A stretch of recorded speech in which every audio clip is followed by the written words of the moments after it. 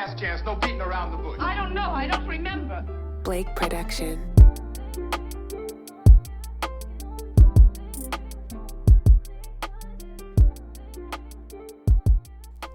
What's good?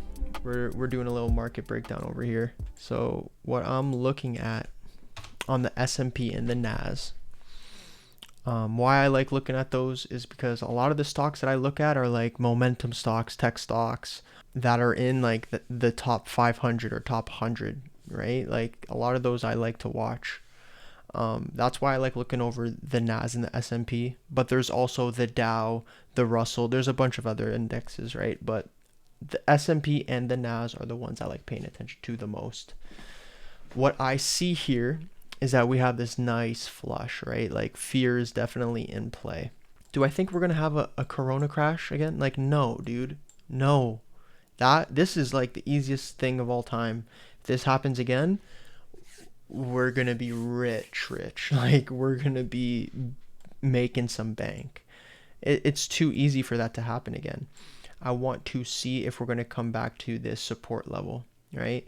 We might not. Who knows what's going to happen in the coming weeks? We might get some news coming out that's bullish on rates, and that might turn everything around, and we might see a rally from there, right? So I'm going to try to break down what, from a bearish and bullish perspective, what could potentially happen. So we have this downtrend starting, right? This is a daily downtrend.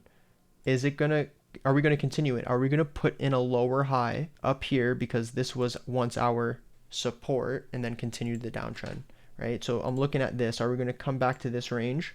Is that gonna be our resistance now instead of a demand? And then we're gonna continue downward, right? So the downtrend is what I'm looking for from a bearish perspective. Is it going to continue?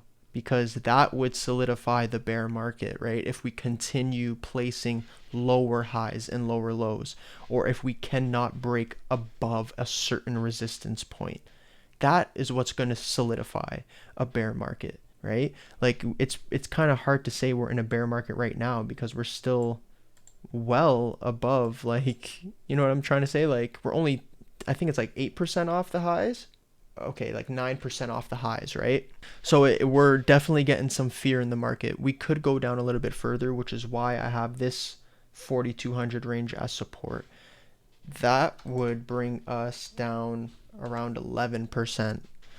When I look back, right, that's just too easy. This, I remember the feeling of seeing this, right? Everyone thinks it's over.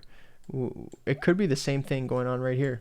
I'm going to try to start watching this trend line. Are we going to use this trend line now as support, right? Is there going to be something in this range where we're going to test that as support? Could be, right? So there's a few different things that are going on, right? Just it's kind of hard to say what's going to happen, which is why I'm just not even going to bother doing that. But when we look at the NAS, we got that double top. I'd want to see some sort of a bounce for us bulls, right? We are at support. So if we are going to get a bounce, is it going to happen? And are we going to put in, again, same thing, right? Are we going to put in a lower high and then continue downward? I think what would be nice to see is if we base, right? We base and then we rip. That could happen as well.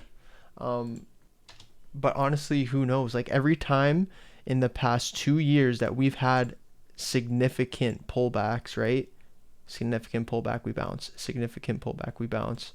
Significant pullback. You see what I'm saying? Like we have 10% pullbacks and we bounce in the NAS and the S&P. So this could be like a nice area for a bounce, right? It could be.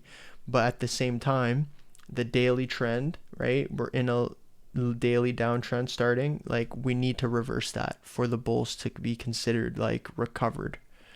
So that's kind of what I'm looking for. I'm really not too scared. Like I'm not in that, oh no, the market's crashing, you know what I mean? Like 13% is pretty nice already. Like there's a lot of names that have been absolutely, like PLTR, it's been crushed. Could it go further? Absolutely, sure. But if the market does decide to go further, think about the PLTRs and all these momentum names that will likely drop even further with it. they will be put at such a nice discount, and like they'll be at like much more attractive levels to start buying at, right?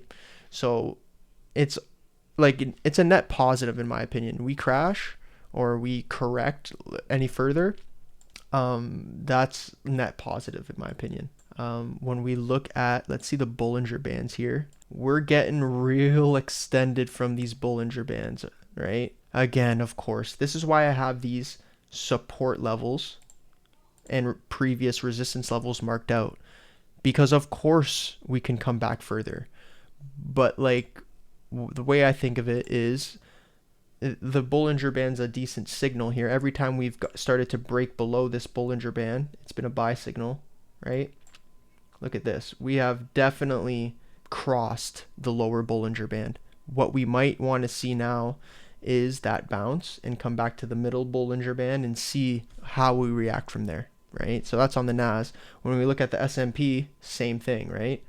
Look how many times the lower Bollinger Band has been our like friend here, many times. So I'm looking at that right now. I'm kind of trying to watch that. Who knows what's going to happen? If something bullish comes out about rates, then the market will probably rip. If negative news comes out about rates, we might dip even harder.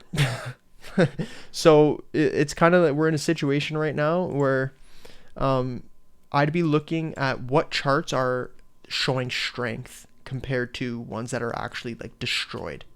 The ones that are showing strength could be hinting, right, that they're ready for a next leg higher. So that's the overall breakdown. Peace.